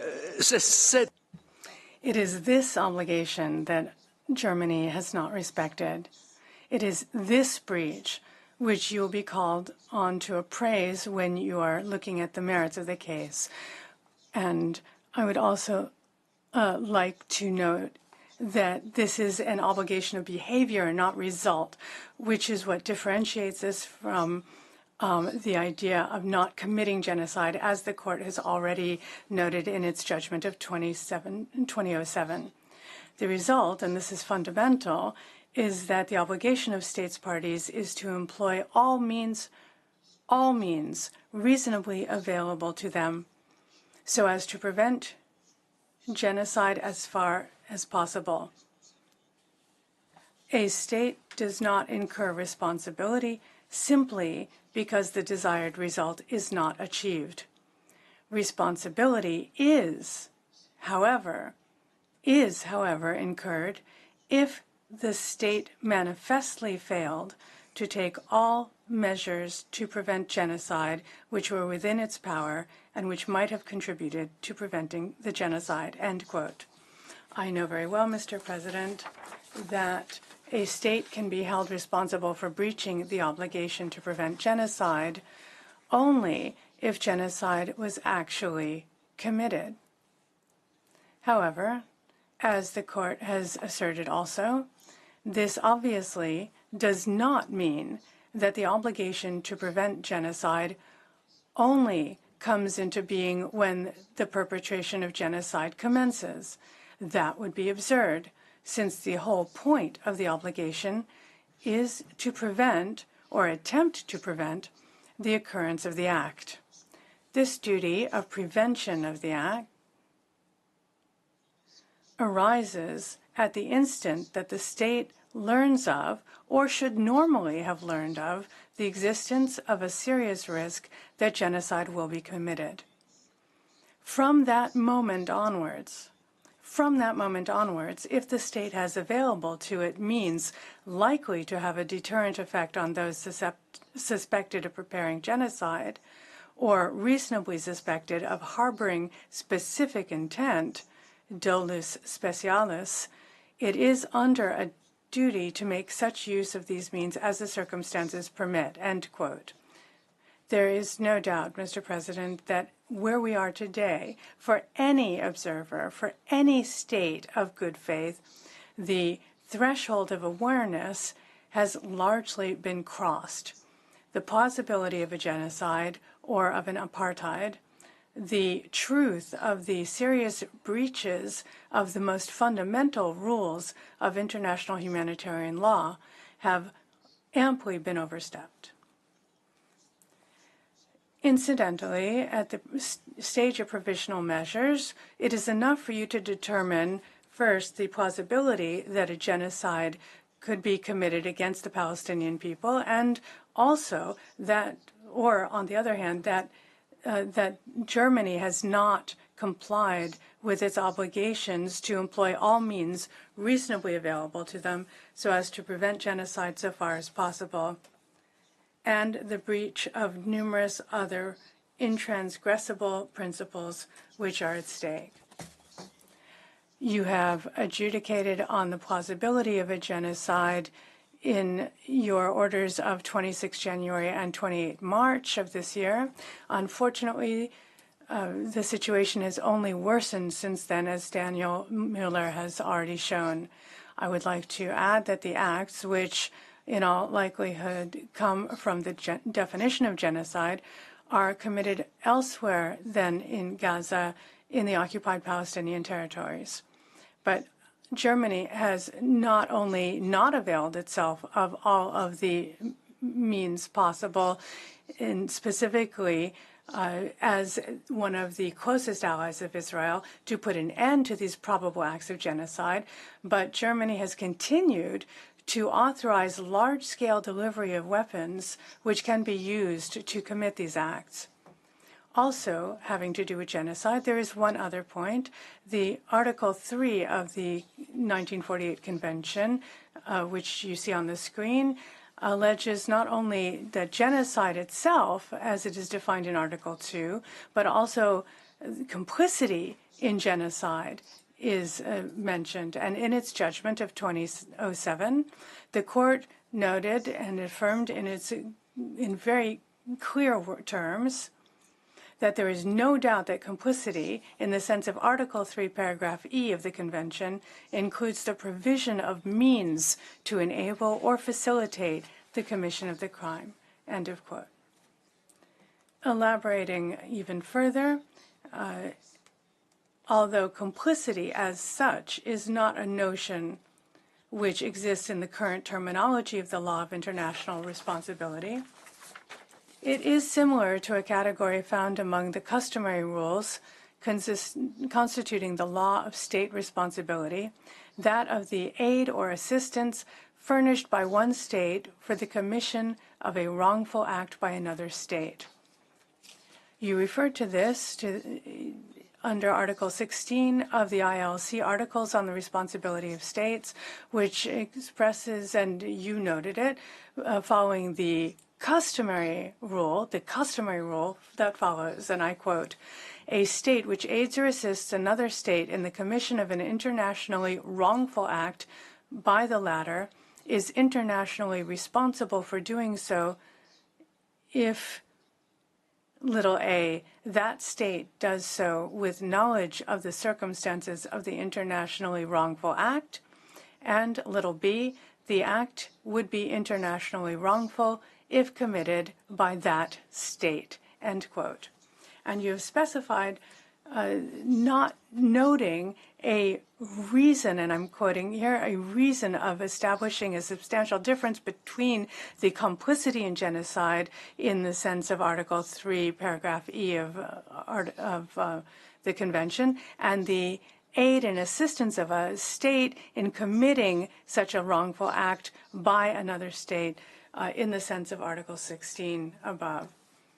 As Nicaragua has shown in its request, and also added to by Mr. Mueller, Germany was aware and continues to be fully aware of the risks that the weapons that they are furnishing and are continuing to furnish could be used by Israel in committing a genocide against the Palestinian people. And it is self-evident that the genocide in question would be internationally wrongful if it were committed by Germany itself. It is extremely urgent that Germany finally suspend their aid and assistance that they are supplying to Israel to this end.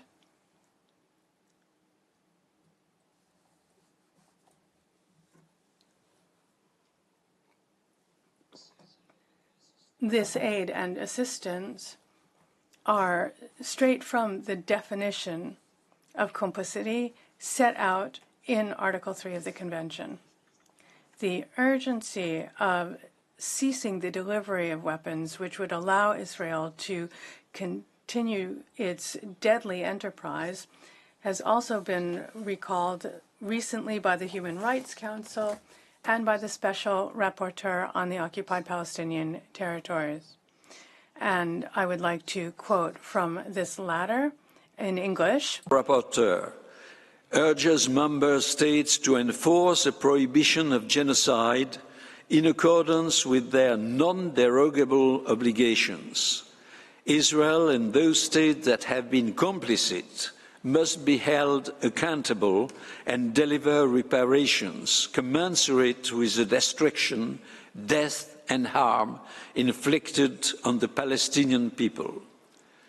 Ms. Albanese called upon all states to, and I quote again, immediately implement an arms embargo on Israel, as it appears to have failed to comply with the binding measures ordered by the ICJ on 26 January 2024.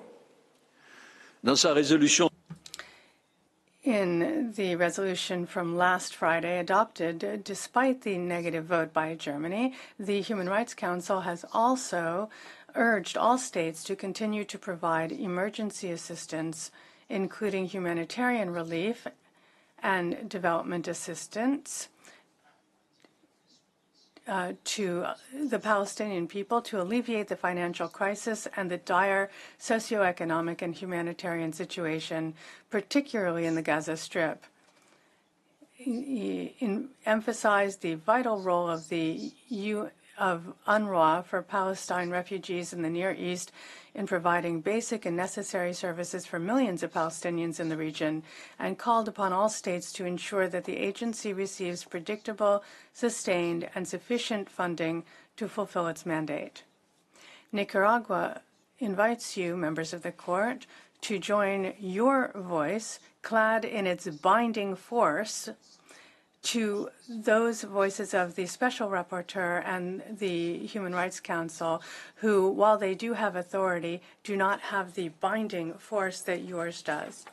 This reasoning is also transposable mutatis mutandis to the support for other measures which Nicaragua is asking you to indicate.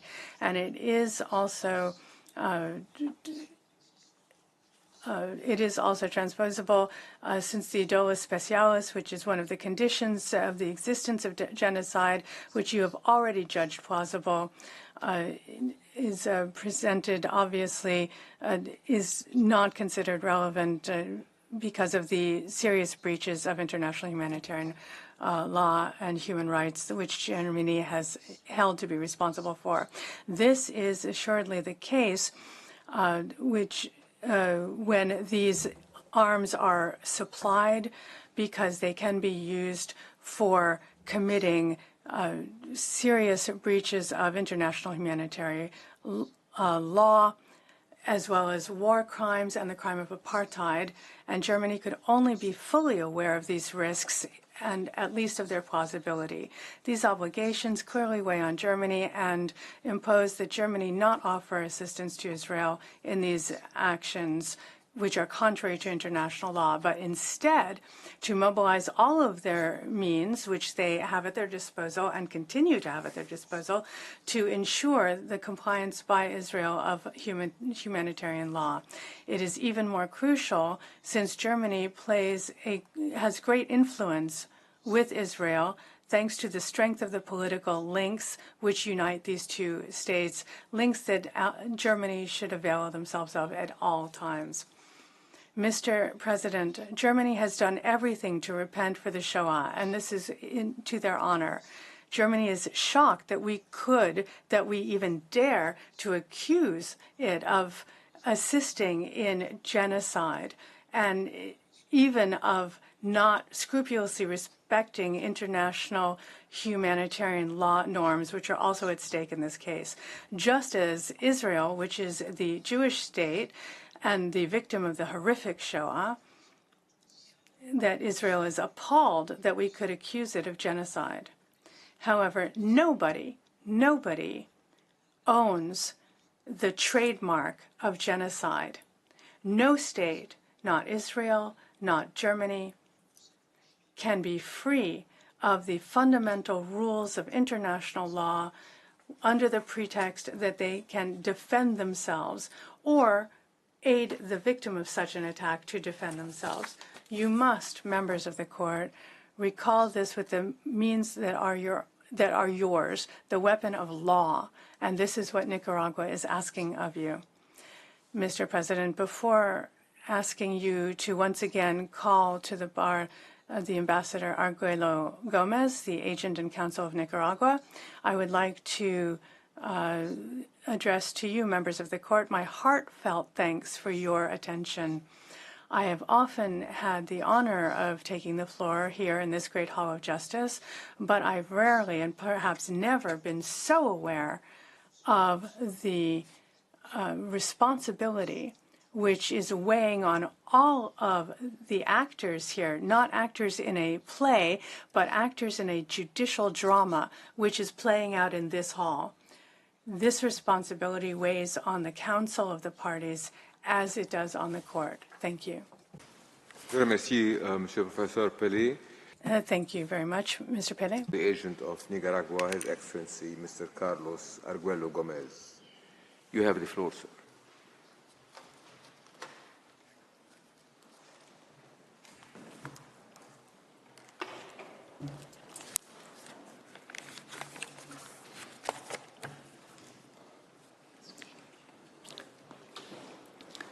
Mr. President, members of the Court, the Court has heard from Dr. Mueller the facts which impel Nicaragua to initiate this case and this request for provisional measures. And Professor Pelé has just explained how Germany's conduct in relation to the ongoing situation in Palestine entails its responsibility under international law. That responsibility arises under two broad headings. First, Germany's responsibility for its failure to take the action required by international law to prevent and punish the commission of genocide and of serious breaches of international humanitarian law. And second, Germany's responsibility for its actions or omissions that have facilitated and continue to facilitate the commission of genocide and of serious breaches of international humanitarian law. That is, the responsibility for Germany's omissions and for its own acts. It remains for Nicaragua to address the criteria according to which the Court exercises its discretionary power to indicate provisional measures under Article 41 of the statute. The criteria are well established. There must be an admissible claim concerning a legal dispute over which the Court has prima facie jurisdiction. As to jurisdiction, Nicaragua relies on the declarations accepting the compulsory jurisdiction of the Court made by Nicaragua and Germany, respectively, under Article 36 of the Court's statute. As is explained in Nicaragua's application, there are no reservations in either declaration relevant to the present case. Nicaragua's reservation relates to matters before 1901 and Germany's to the deployment of its armed forces abroad in the use of German territory for military purposes.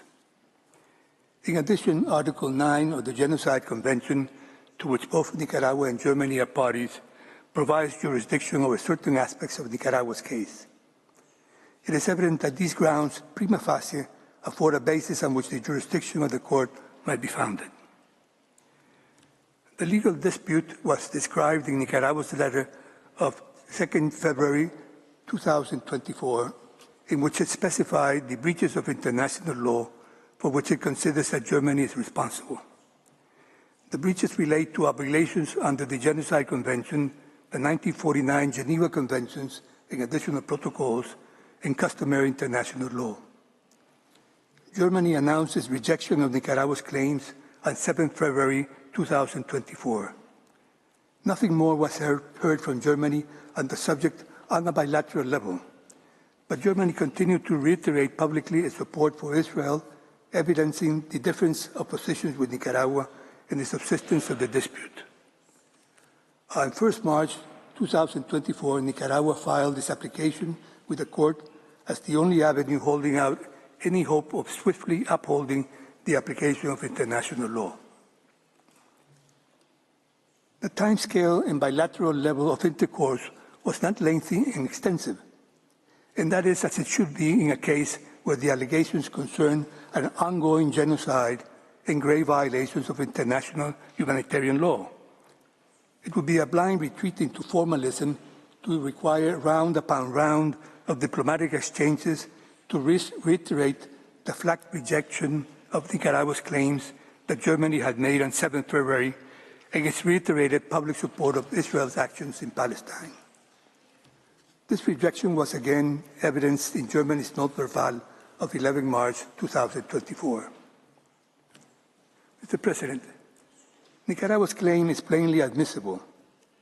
This question has been discussed in Professor Pelé's presentation, but it is relevant to emphasize it in the context of the criteria for ordering provisional measures, which is here under discussion. As a contracting party, Nicaragua has a legal interest in the protection of the rights secured by the Genocide Convention. The point was reaffirmed earlier this year by the Court in the context of South Africa's request for provisional measures. It is plain that the same is true in respect of the 1949 Geneva Conventions and additional protocols and of customary rules of international humanitarian law, which they embody.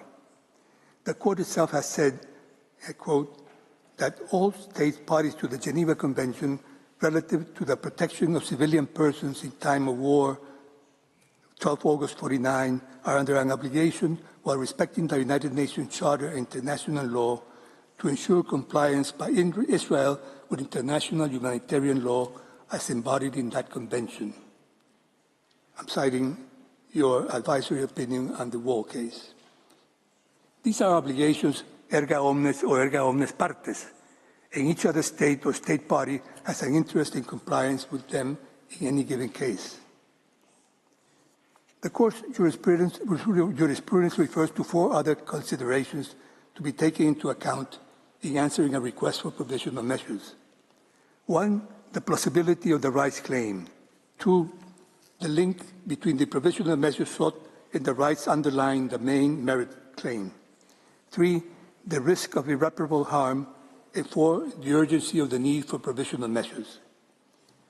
They all go to the basic question whether provisional measures are necessary in order to preserve rights which may subsequently be adjudged to belong to either party in the case.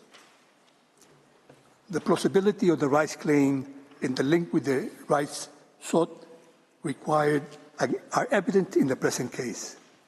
As in the South Africa versus Israel case, there is here, and I quote, a correlation between the rights of members of groups protected under the Genocide Convention, the obligations incumbent on state parties thereto, and the right of any state party to seek compliance therewith by another state party, end of quote. And the same is true of rights under the Geneva Conventions and international humanitarian law. The rights of members of groups protected under the conventions and international humanitarian law, here the Palestinians, are self-evident. They include the right to be spared from genocidal attacks and treatment that fails to reach even the basic standards of international humanitarian law. Nicaragua seeks to secure compliance with the obligations that underpin those rights. But in this action against Germany, it is not for compliance with the obligation to refrain from such attacks. Rather, as already stressed by Professor Pelé, the obligations of Germany that are in question are its obligations to take actions to prevent or punish breaches of the Genocide Convention and of international humanitarian law, and to refrain from complicity in or facilitation of such breaches. These obligations have indisputably arisen in this case. The existence of this obligation for state parties to the Genocide Convention and its engagement in respect to the attacks in Gaza has already been determined at least since the order of the Court of 26 January 2024. It can scarcely be denied that the same is true in relation to the obligations to prevent and punish breaches of the Geneva Conventions and of international humanitarian law, as Professor Pelé has explained. The Palestinians are being denied their rights to protection and are dying and being injured and having their homeland reduced to rubble because of it. Similarly, Nicaragua is also requesting provisional measures on the basis that Germany is not only failing its duties to prevent and punish these breaches, but that it is complicit in them by aiding and assisting the commission of the breaches. The facts in Gaza and the other parts of the Palestinian-occupied territory are notorious. They have been filmed and reported on and broadcast for the past 6 months, in spite of the difficulties and the more than 100 journalists killed. In its last order of 28 March 2024, the Court referred to, and I quote, the catastrophic situation in the Gaza Strip and the worsening conditions of life faced by Palestinians in Gaza, in particular the spread of famine and starvation, end of quote. Germany cannot but be aware of these statements by the Court. In fact, Germany has announced its intention to intervene in the case lodged by South Africa in favor of Israel. So it is obviously aware of the orders of the Court in this case. Mr. President, Germany cannot but be aware that the munitions, the military equipment, and the war weapons it is supplying is being used by Israel in these attacks. It does not matter whether an artillery shell is delivered straight from Germany to an Israeli tank shelling a hospital or university, or whether that artillery shell goes to replenish Israel's stockpile for use at some later date. It doesn't matter whether the planes used in combat and to drop one-ton bombs on the population were made entirely in Germany or just their spare parts and maintenance were supplied. The fact is that the assurance of supplies and replacement for armaments is crucial to Israel's pursuit of the attacks on Gaza. That much is evident from the emergency arrangements made by states such as Germany and the United States, among others, to continue with military supplies to Israel, even during the actual conflict and in the face of daily breaches of international humanitarian law. These are the rights that Nicaragua invokes, and their plausibility is beyond question. But there's another aspect. Nicaragua is also seeking here to protect its own distinct rights under international law, which raises a principle of the greatest importance. Those distinct rights are the rights entailed by accession to multilateral conventions in which all parties bear individual responsibility for securing the aims of the convention. Those responsibilities necessarily require each state party to conduct itself in a manner that does not undermine the aims of the convention. Certainly, there are many states and organizations calling for compliance with international humanitarian law in observance of what the court has called elementary considerations of humanity in Gaza. But there are also states pouring gasoline on the fire. There are states that continue to supply or to permit companies within their jurisdiction to supply munitions of war to Israel, knowing that such weapons are being used against Palestinians in violation of international humanitarian law and elementary considerations of humanity, and are thereby actively undermining these rules and principles. Sadly and shamefully, there are also important business interests that are profiting from this ongoing Nakba. The important point is that such undermining is breaking faith with the other states that are committed to securing the basic rights and protections embodied in international humanitarian law. In more strictly legal terms, such conduct breaks the duty of cooperation in the promotion of the aims of international humanitarian law. That duty to cooperate is a general principle of international law with its own chapter in the Declaration on Principles of International Law of 1970. Specifically, it is at the heart of the undertakings in Article 1 of the Genocide Convention and in Common Article 1 of the 1949 Geneva Conventions and the 1977 additional protocols to the Geneva Conventions and the Apartheid Convention and the basic principles of international humanitarian law. It applies to all states, erga omnes or erga omnes partes.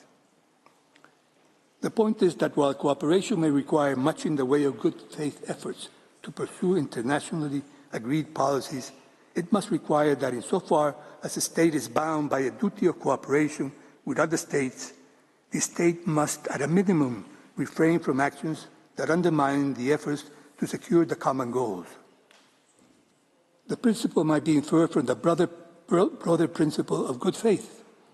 And in relation to cooperation concerning substantive duties set out in treaties, is underpinned by the rules on treaty interpretation. This focus on cooperation recognizes that while Germany happens to be one of the handful of states whose support for Israel is particularly important and a particularly direct contributor to the continuation of Israel's attacks, as a matter of law, it is obliged to cooperate with other states in using its best efforts to bring these breaches to an end. And as a matter of practicality, it will have to do so if its efforts are to be effective. Nicaragua does not at this stage ask the court to make extensive orders regarding the entire range of Germany's legal duties to take positive actions in order to ensure compliance with the Genocide Convention and international humanitarian law.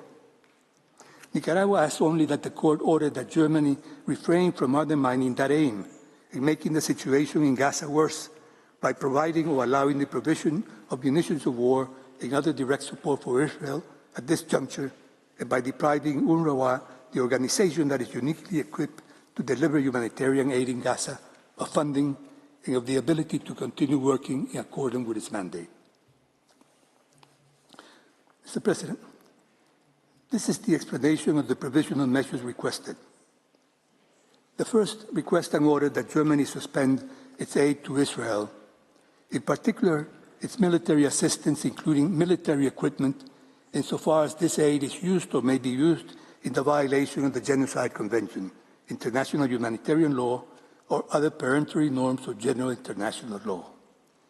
This requires a halt to the execution of any agreements for the supply of material or services that could be used or are being used by Israel for its attacks. In view of the recent news and the possible more massive supply of weapons to Israel, it is necessary to add this note on this point. It is public knowledge that Germany collaborates with the United States in several military programs related to the fabrication of equipment and spare and replacement parts, technical and logistical support, among other aspects. The United States is in the process of approving a plan to sell $18 billion worth of F-15 fighter jets to Israel, a new order for F-35 jets, and an additional $14 billion in military aid, including weapons and technology for our missile defense. If this new deal by the United States involves Germany, Nicaragua wishes to make clear that this collaboration with the United States or any other associate must cease in the current context and should also be considered as part of any measures the Court might decide to adopt. Mr. President, the second measure requested requires Germany to use whatever legal or contractual powers and whatever influence it has over Israel to ensure that weapons already delivered by Germany and German entities to Israel are not used to commit or facilitate serious violations of the Genocide Convention or of international humanitarian law. The third request seeks an order that, as part of its duties to prevent violations of the Genocide Convention and international humanitarian law, Germany resume its funding of UNRWA for its activities in Gaza. The crippling of UNRWA appears to be the biggest impediment to a distribution of humanitarian aid to the Palestinians who need it most, part of what the European Union and the United Nations have referred to as the weaponizing of hunger by Israel. The request thus focuses precisely on a step that Germany can take that will have great practical effect in alleviating the suffering and destruction. The submissions do not formally request the Court to recall to the parties the obligation of compliance with humanitarian law, as well as the obligation of cooperation to bring to an end all serious breaches of peremptory norms of international law. The reference in the submissions is simply a reminder of existing obligations that do not need to be specially ordered by the Court. The link between these measures and the rising issue at the merit stage is obvious. The measures requested are conservatory. They are needed in order to ensure that Germany stops aiding and abetting the complete devastation of Palestine, and that Gaza in particular is not completely devastated before the Court hears the merits of this case. For that same reason, the urgency and necessity for the measures is, Nicaragua submits, as obvious as it could possibly be. The killing and the destruction are continuing even as we sit in the Peace Palace of the Great Hall of Justice, at the heart of the only really global institution mandated to uphold the rule of law. Mr. President, members of the Court, in considering the request for provisional measures, I will call attention to the importance that the decision of the Court be addressed to ordering concrete measures that admit of no rationalizations in their compliance. An order by the Court that simply recalls clear pre-existing obligations that should be complied with without any specific order would not be effective. In the course of these pleadings, we have referred on several occasions to the advisory opinion on the construction of a wall. In this opinion, the Court considered the legal consequences of the internationally wrongful acts of Israel as regard other states. The situation then involved actions that, in comparison to what is now under consideration, would seem almost trivial. Yet the obligations then also under consideration involve similar peremptory norms of international law that, in the present circumstances, apply even more forcefully and urgently. Mr. President, briefly, in that case, the Court reaffirmed the obligation of all states not to recognize the illegal situation created by acts contrary to peremptory norms. Then the actions under consideration were the construction of a wall. In the present case, the destruction of a people. The advisory opinion reaffirmed the obligation not to render aid or assistance in maintaining that illegal situation. It specifically recalled the obligation, I quote, to ensure compliance by Israel with international law as embodied in the Geneva Convention, end of quote. But in dealing with the construction of a wall, the court did not limit itself to refer directly by name to one state, Israel. It also recalled the obligation of all states to ensure that Israel complied with international humanitarian law. An advisory opinion certainly is not a binding decision within the scope of Article 59 of the statute, but it represents a statement by the highest judicial organ of the United Nations on the law in force. States that do not act in accordance with international law as interpreted by the court are not violating a judgment of the court. They are simply violating international law. Mr. President, if the obligation of all states with respect to the actions of Israel in Palestine, as stated in the Wall Advisory Opinion, had been complied with, we would not be here before you today. This is why we consider that the measures ordered by the court should be clear, specific, and of unavoidable compliance. Germany, as all other states of the international community, has been aware, at the very least since the year 2004, when the advisory opinion on the construction of a wall was given, that peremptory norms of international law impose the obligation not to render aid and assistance to Israel in its violations of international humanitarian law as embodied in the Geneva Conventions. As we have pointed out in our application in the course of this pleading, Germany, as all states of the international community, has been aware since at least the 9th or 10th of October that serious violations of international law were being committed by Israel in Palestine, and at least as from the date of the order of the court of 26 January of the possibility that these violations constituted a crime of genocide. And Germany, as of today, ignoring its glaringly obvious obligations, continues providing assistance to Israel. Mr. President, this has got to stop. That is why we have come before you and why Nicaragua makes the following submissions. I will proceed, Mr. President, to read Nicaraguan submissions. Nicaragua respectfully requests the court, as a matter of extreme urgency, pending the court's determination of this case and the merits, and after recalling to the parties the obligation of compliance with humanitarian law, as well as of the obligation of cooperation to bring to an end all serious breaches of peremptory norms of international law, to indicate the following provisional measures with respect to Germany and its participation in the ongoing plausible genocide and serious breaches of international humanitarian law and other peremptory norms of general international law occurring in the Gaza Strip, as well as in other parts of Palestine. Namely, to order that, 1, Germany must immediately suspend its aid to Israel, in particular its military assistance, export, and authorization of export of military equipment and war weapons, insofar as this aid is used or could be used to commit or to facilitate serious violations of the Genocide Convention, international humanitarian law, or other peremptory norms of general international law.